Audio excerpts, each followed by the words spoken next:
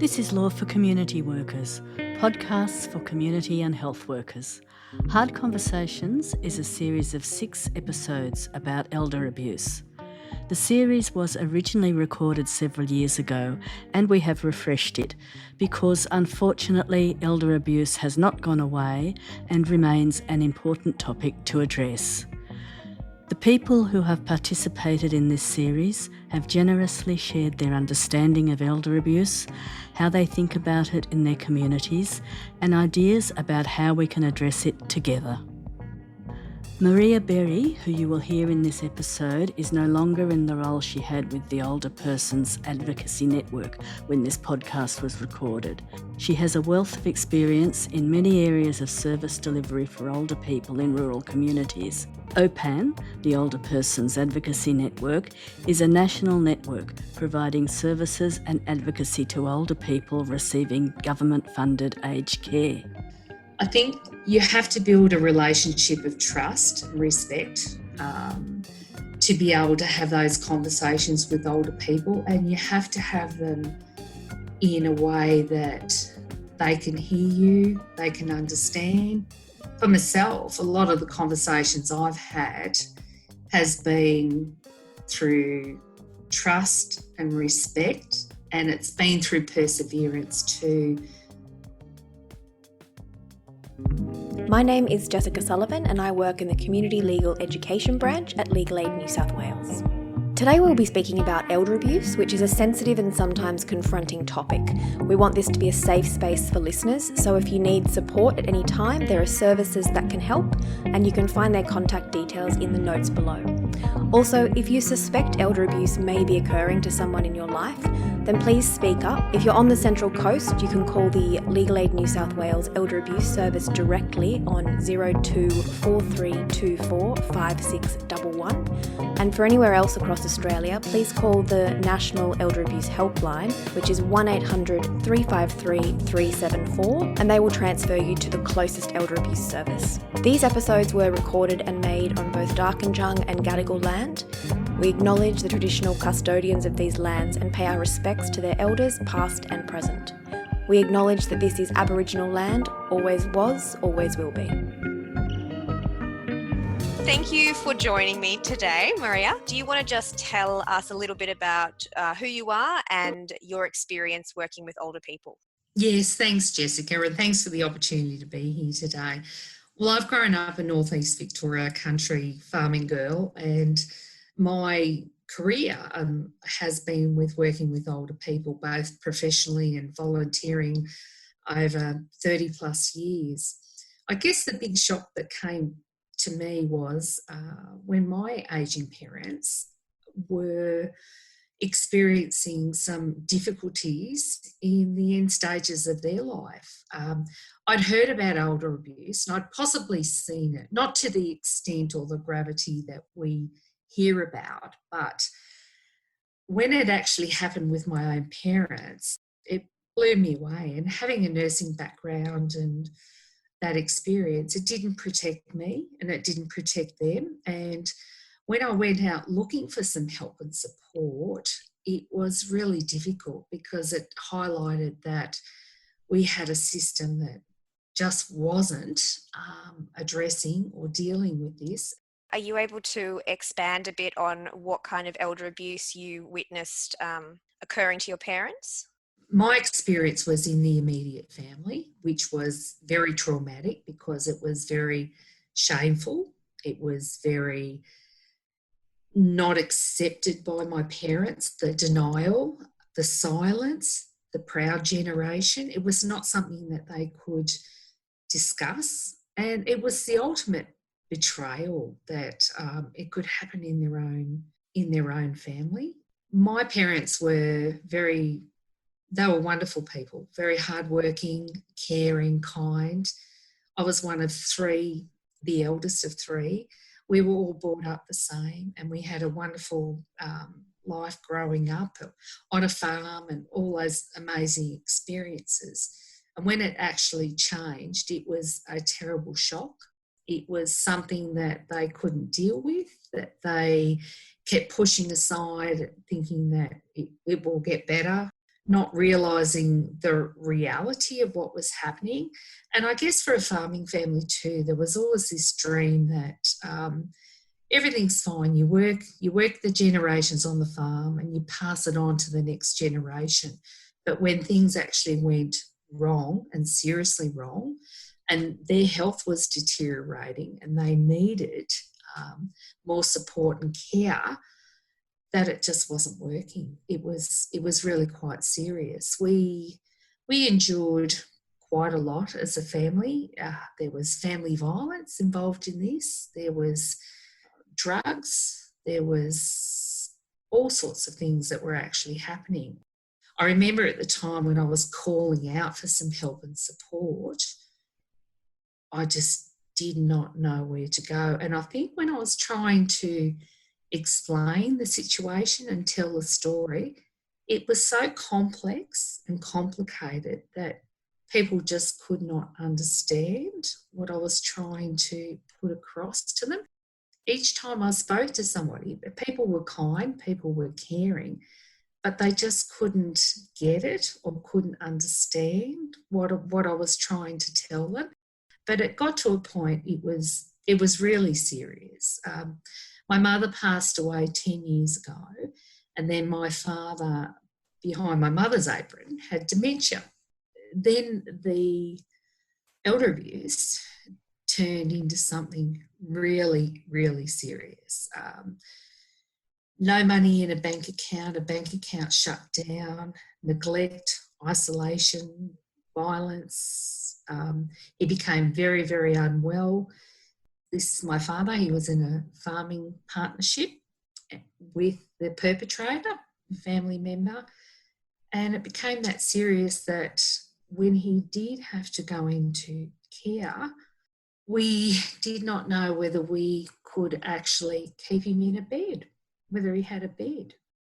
Thank you for sharing that story with us. I mean, that's difficult to always to talk about these types of things, especially when they're so personal. It's a hard topic to talk about and to relay, no matter how many times I feel, you've probably told lots of people and along the way. So it's always difficult. It doesn't get easier to have to relive those traumatic moments that we all have in our lives. How do you see elder abuse? If you were to define it to somebody who didn't know what it was, and a lot of people don't, a lot of people are very confused by it, how do you describe it to someone? Elder abuse is when an older person, their rights have been taken from them, they've been abused, they've been neglected, they've been isolated, basic human rights. The hardest thing with elder abuse is that quite often the perpetrator is somebody that is close to the person.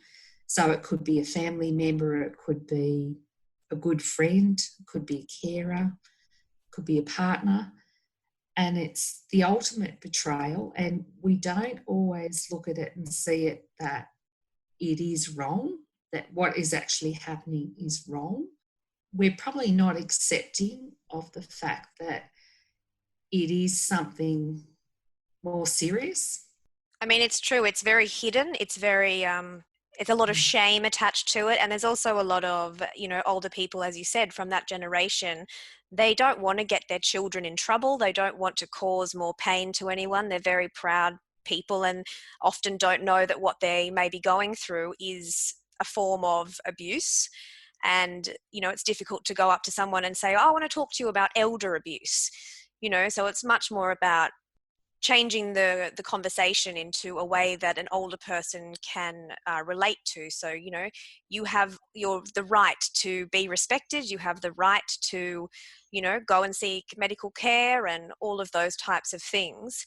But from your experience, I guess, how were you, or how do you in your work, do you have those conversations with older people? How do you start to address those issues? Sometimes it's a language that we use. Elder abuse is terrifying to older people. It rings alarm bells and it immediately puts up sometimes a wall. I think you have to build a relationship of trust and respect to be able to have those conversations with older people, and you have to have them in a way that they can hear you, they can understand. If you turned up at a farmer's fence or a gate and you had a suit and tie on and you came to talk to him about what was actually occurring, you've immediately shut the door with the conversation. For myself, a lot of the conversations I've had has been through trust and respect, and it's been through perseverance too. I've had a lot of support from local media, our local radio, ABC, and it appears that the more the conversation comes up, or the more I go and present to a group, whether it be CWA, I think was one of the most amazing presentations I've ever done, when I opened up the conversation, and not in a way to scare people, but just started to talk about what had happened. I couldn't believe the eyes in the audience that were just popping. It was like, oh, well, that's happened to me. You know, that's happened to me. It was like a realisation, and it was like, oh, no, it's not quite right, is it, Maria? And I said, no, it's not right. And it's about going in there and talking honestly. The lived experiences are the best to share. If you can share a lived experience and be honest and not scare people, you'll draw out the conversations all the time. I've been contacted by people all over Australia, globally as well, just wanting someone to listen to them, but they also feel that, well, you get it, Maria, because you've been through something, even though it might be a little bit different story, you understand how we feel. And when we're talking to strangers or ringing somebody that we don't know, they don't get or know who we are, but you do. That lived experience, I guess, opens up those conversations. Are you able to just say anything about your opinion on ageism in society? Ageism, unfortunately, is rife and has been for a long, long, long period. We don't respect older people. We see them as vulnerable, a burden on society, costing us a lot of money, a bit of a nuisance at the end of life. We're not looking at their value, their skills. We wouldn't be here today if it wasn't for our older community and what they've input into our country, into our lives, our heritages. I was very fortunate. I grew up around a lot of older people because that's where I was surrounded with my mum and her work. Older people are very much part of our communities, and we want to have strong, resilient, healthy communities into the future. It has to include everybody, and it has to include our older people. And we all have a responsibility to support, look out for, and look after them. I think something for me, when working with the Elder Abuse Service, and exactly as you were saying, those CWA women who thought, oh, that's happened to me. I was listening to just a case that, the two lawyers were talking about, and then I went, you know what, I think my grandmother was one of these people. And it was only in that moment, I've been working for them for a couple of months already, and then I just thought, actually, that was 100% elder abuse, that poor woman. And, I was only 11 at the time, so I was hearing it through my mum, who wouldn't have known about this either. And I think that's why it's so important to talk about it as much as we can, and to challenge people's opinions. And as much as to say, we may say, oh, look at the little cute old lady that lives across the road or something, she's so sweet. How patronising that language is, and how ageist essentially those opinions are. I mean, she may have does have a whole lot more skills than you would have, and experiences, and it's just challenging those perspectives on everyone that we meet, I guess. We have to start respecting and treating older people a lot better than what we have. Definitely. And regardless of age, you come into this world as a baby and you leave as an older person, you're still the same person, And I think that was a shock horror for me with my mum, the first one, how badly she was treated in hospital. They didn't see her as the person. They just saw her as the nuisance in the bed that was, ringing the bell, or, they didn't see her, or what she had contributed to her community, or herself as an individual person. She was just an old lady that was a nuisance. For community workers, I guess, if they're going in trying to have these conversations with older clients, a lot of older people, their first instinct when anything to do with the law, or there's things you can do, they always think, oh, it's going to be about police and it's going to be about arresting people, and that's not always the way. Do you have anything, I guess, that you would say to people who think that it's just got to be about police and arresting people? A lot of the focus now is going to mediation and discussions. It's going towards, one, preparation, making sure that you've got things in place, plans in place. You're having conversations a lot earlier. You're not leaving it until that critical situation where something catastrophic has happened and you're lying in a bed in hospital with not a lot of choices, or feeling that you're very vulnerable.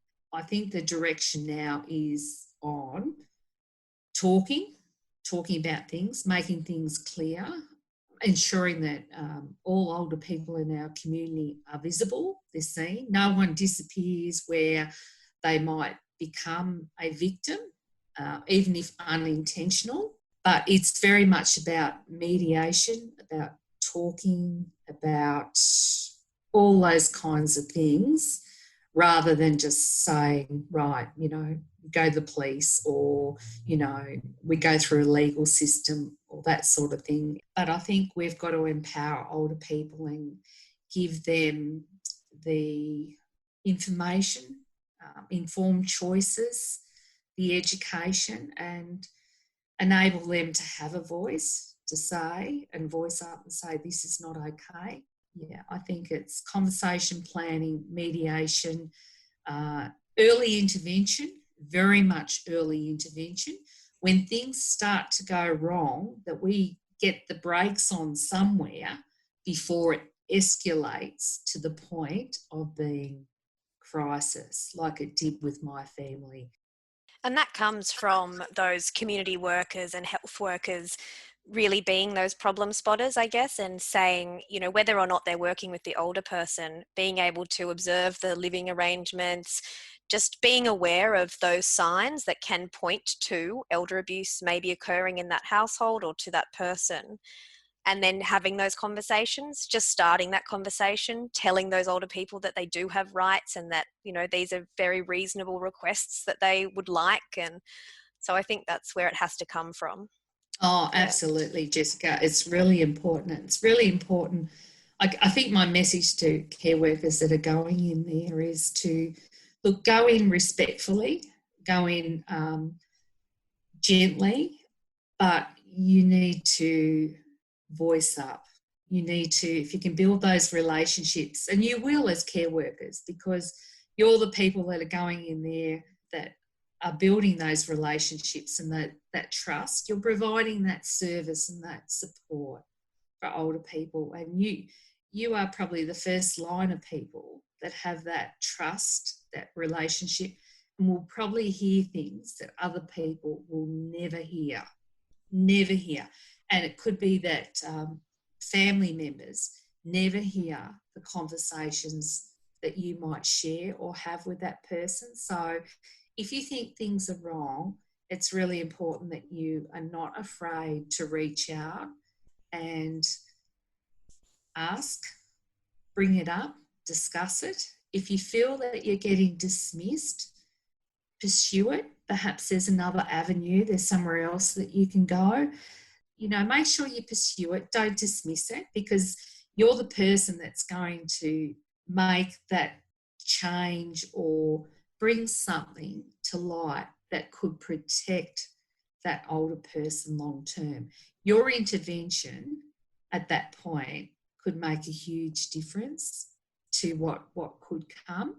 So it's very important that you're not just a care worker. You are a very important person in the care delivery. You are in a position where you can have that voice for them, and it's so important that you voice up. I think that's a really good call to action for everyone listening. There are a lot of voices and opinions to be heard throughout these episodes. We would like to thank everyone who participated and shared their opinions and expertise with us. And as always, if you or someone you know is experiencing or at risk of elder abuse, then please speak up. If you're on the Central Coast, contact the Elder Abuse Service on 4324 5611. And for all other areas across Australia, you can call the National Elder Abuse Helpline on 1800 353 374 and you'll be directed to your closest service. So until next time, thanks from all of us at the Community Legal Education Branch and Elder Abuse Service from Legal Aid New South Wales.